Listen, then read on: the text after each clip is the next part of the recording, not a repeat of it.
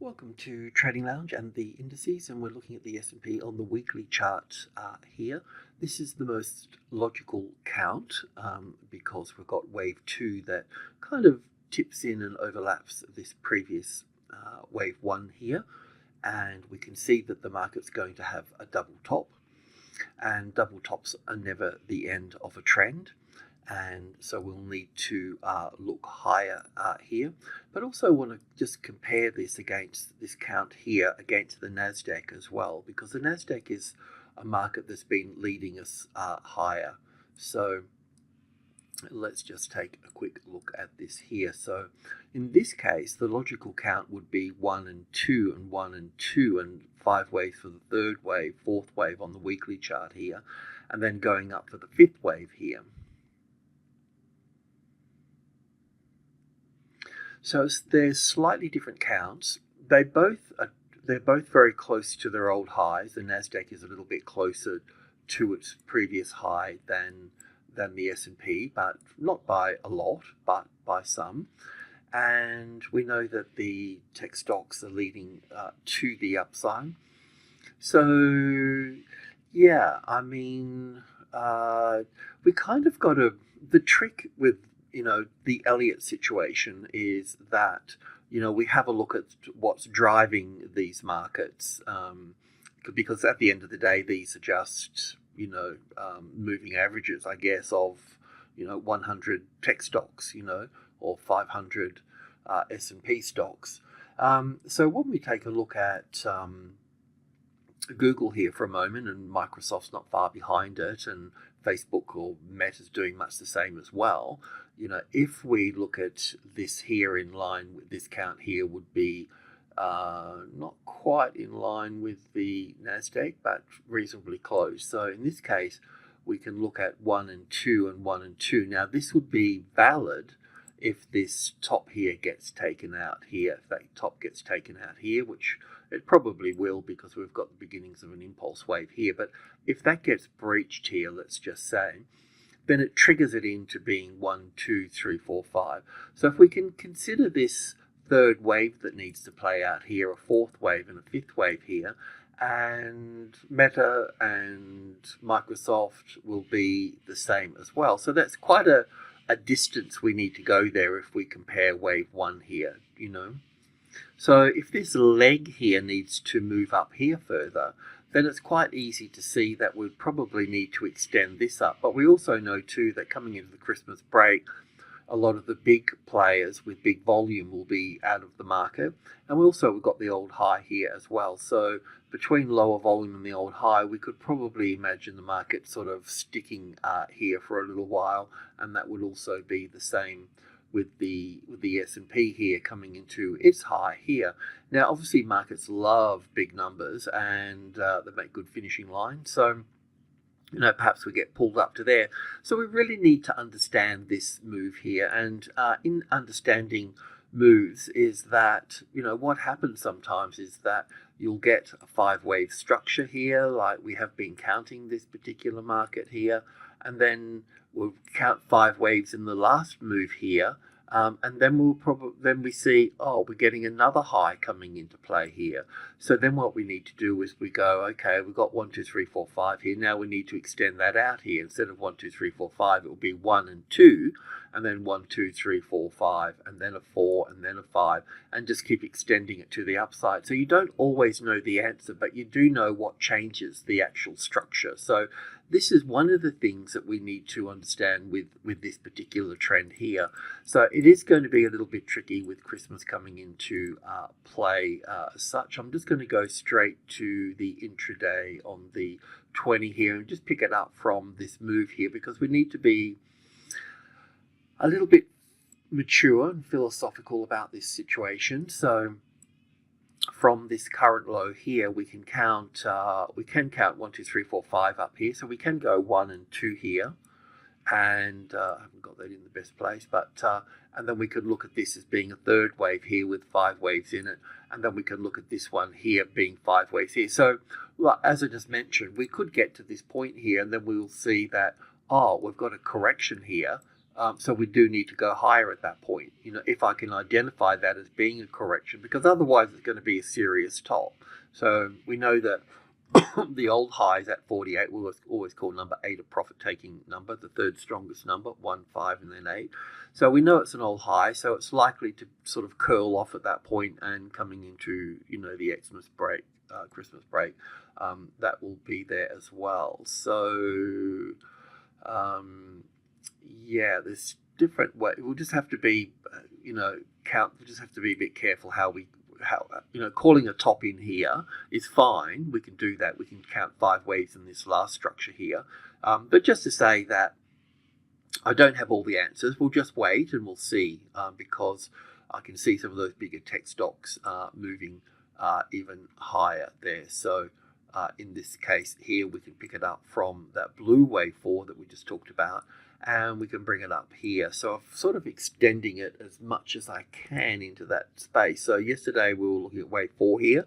So we're looking at wave 1 and 2. And here we've got a bit hard to see, but 1, 2, 3. So we're going to see 4 and 5 up here, and then 4 and then 5 here, and then probably some sort of ABC pattern here, and then a move up here somewhere, and then have that top in there. So we'll be there, Wednesday and Thursday will be will give us this type of correction, and coming out will give us, that Friday will give us that move there into this number here. So I'm not going to call any trades in on market in this instance coming into to Christmas, but that's kind of it. And so if we need to go past this top here, then we'll need to identify this move here as a corrective move, and we can do that if we've got 3 waves here and we go across this move here, then we know that we've got a bigger structure to the upside.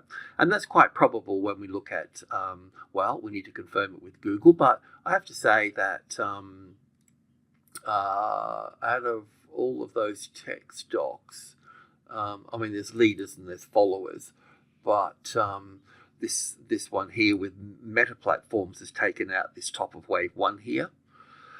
So it's likely that we could just keep sort of, moving this to the upside here. So whereas Google here hasn't taken out the top of wave 1 here, and Microsoft is the same here as well. It hasn't taken out its top here. So we still need to confirm this as a wave 2 here or here for this. So anyway, just shooting the breeze and looking at what's driving these markets and what their count is, because you've basically got to bring you've got to kind of keep herding them all into the same count within reason, especially certainly major, certain tops and bottoms and those sorts of things.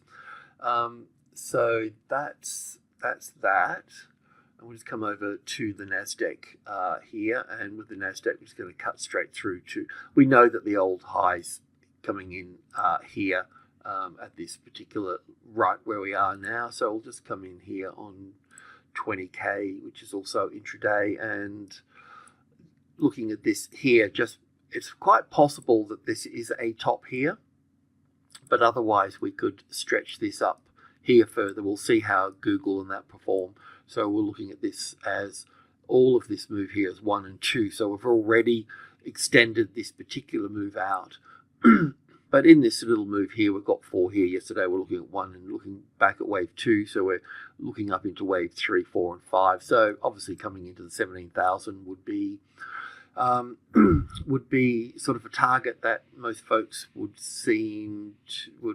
accommodate as being common sense, and there will be a reaction from that. Now, this gets a little bit complicated here, and you need to know the trading levels, but when you're talking about number 8 up here, 18,000, or number 8 as part of group 2, which would be 17,200 and 16,500.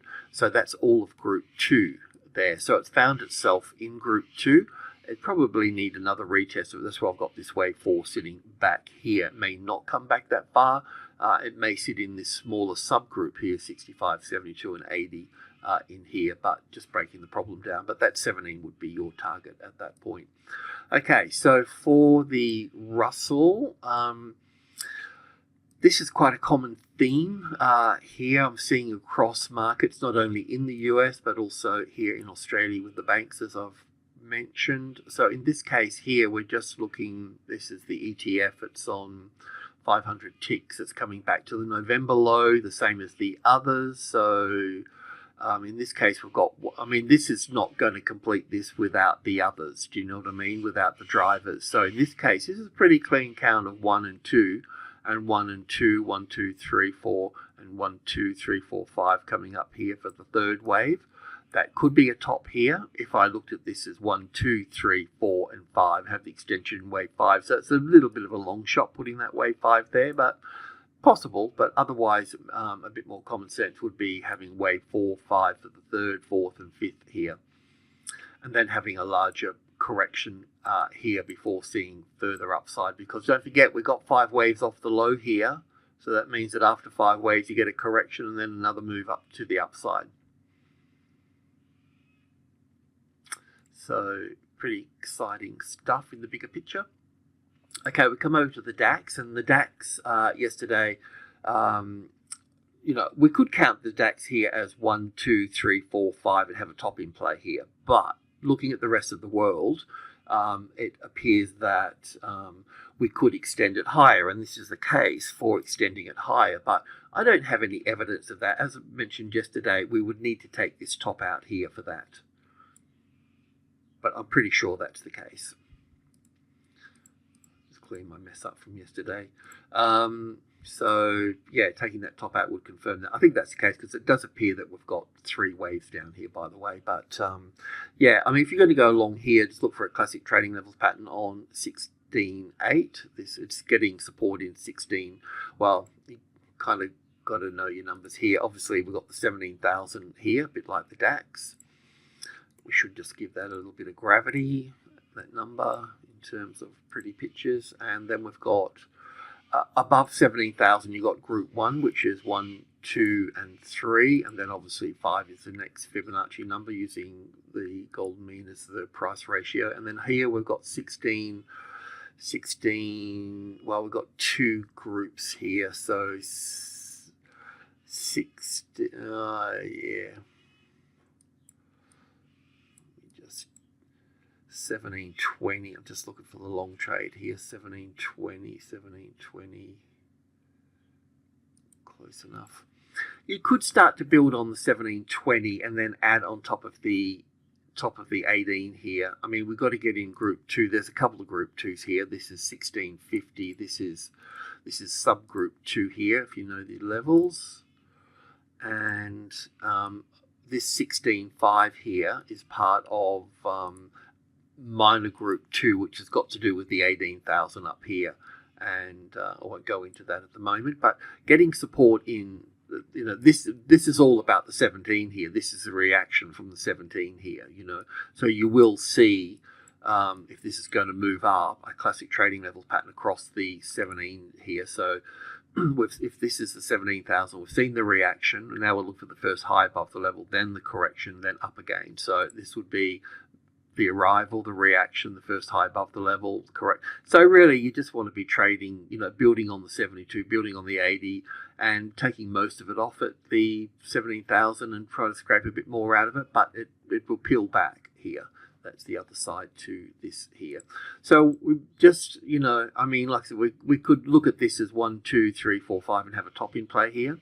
I understand that. But that wouldn't be in line with what I'm seeing across the rest of the world. And the DAX, as big as it is still a follower. So it'll just do its own thing. Yeah, so that's it at this point. This is just the 38.2% retracement level, so it probably could come back down there a little bit in the off session. Check out the Asian session.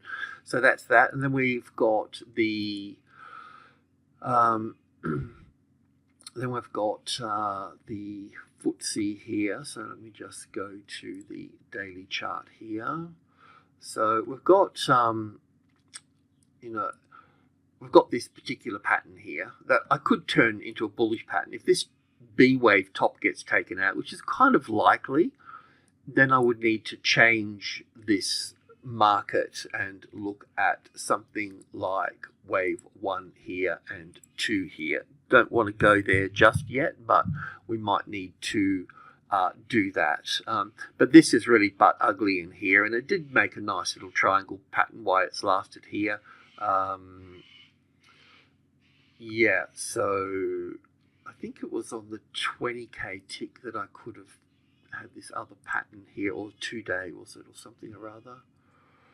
Not that one. So let me just clean this up a little bit here. Let me just clean this up. So 2 days, been a while since, okay, this is, yeah, so this is the other pattern here. So as it still is a triangle pattern, as an A, B, C, D, and E here, and then 1 and 2, and looking at 1 and 2 up here somewhere, or building a case. I could even drop this into here and look at this as 1 and 2 and start building a case here. So I can build a bullish case here. It's not a big deal. It's just that I wanted to move past certain elements within the pattern first before doing that.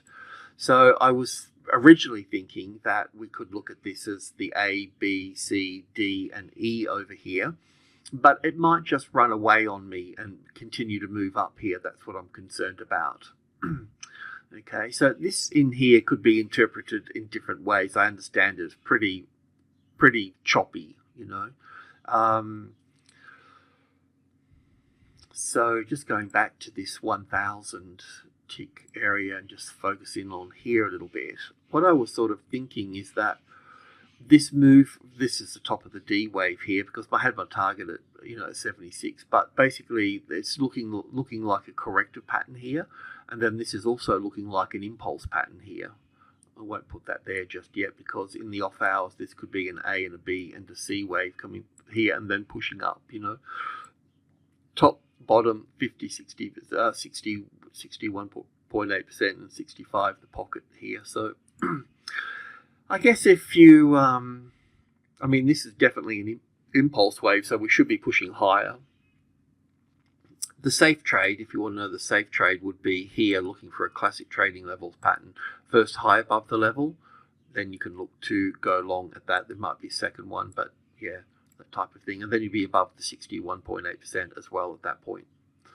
So yeah, that's that. So it looks like we could be heading higher here. But anyway, I'm not going to call in a trade here because it's coming into Christmas and it just gets all a bit messy. But yesterday we talked about this impulse wave developing to the upside, and there it is. So there's a few things that can play out here. We'll just chill on that. And I mean, the other thing here too, if you're getting away from Christmas, if this is like 1 and 2 here, then this will be 3, 4, and 5 coming into this top here, and then there'll be an ABC pattern here, and then we could pick it up again at this point. So it's not like you're going to miss much, you know.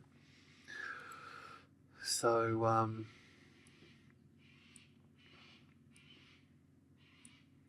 that's that. So yeah, we might need to sort of move this here now. I'm just going to leave it there for the time being, but we might need, we'll have to push it up further. Okay, so that's that. Then we come over to the Aussie market. Yesterday we were looking for a wave forward to pull back. That was 38.2%. It's made a little bit of an effort to the upside. Hasn't really given us 5 waves to the upside here. It's only given us 3, and we could also really kind of get 1, 2, 3, 4, 5 out of here. So we may see an ABC pattern here. This might not be over this little wave 4 here, So we still could get something like this before seeing this, and this. Like I say, I wouldn't sweat it too much in amongst all of this here, coming into Christmas, and we've got we've got a bullish case. We can see this is WBC here. We could normally look at Combank, but it's just sort of sitting here. So I can say that this would be 1 and 2 here. This would be 1, 2, 3, 4, 5. So basically, there may be a bit more of a correction here, but this still needs to push up here. But I wouldn't worry about chasing it, because we can get it back over here and then look to move in over here. So the banks will be like this. It's the materials sector, as I mentioned yesterday with BHP here. This is the ADR here, the depository note, but because local BHP is under the 50 here, which we are long in anyway. Already long in that here, and we'll look to build on top of the 50 here. But once you take in the exchange rate and all the rest of it, you'll find out the value of these things. But yeah, as I mentioned yesterday, I mean, I really like this situation here, you know, as 1 and 2 and 1 and 2 and 1 and 2 and 1 and 2. So coming back after Christmas, this should sort of fly along. And you know, BHP's such a good company. You know, they're in the background, they've turned green. You know, they got rid of their fossil fuels to Woodside, and you know, they're focusing on their nickel, and you know, nickel's becoming a bit more important than lithium. And I mean, nickel is got such a low price at the moment. You know, I think we need to start looking at those nickel stocks. But we need to do a bit of research into that too, because some of the nickel mines like IGO and that have got a pretty old, and you know, anyway, well, that's another story. But yeah, I mean, this is, you know, as I mentioned yesterday, this is your Christmas present, looking at this here, and a reasonable yield as well, considering what's been floating around lately. So I'll leave it all at that. Thanks for tuning in. Cheers.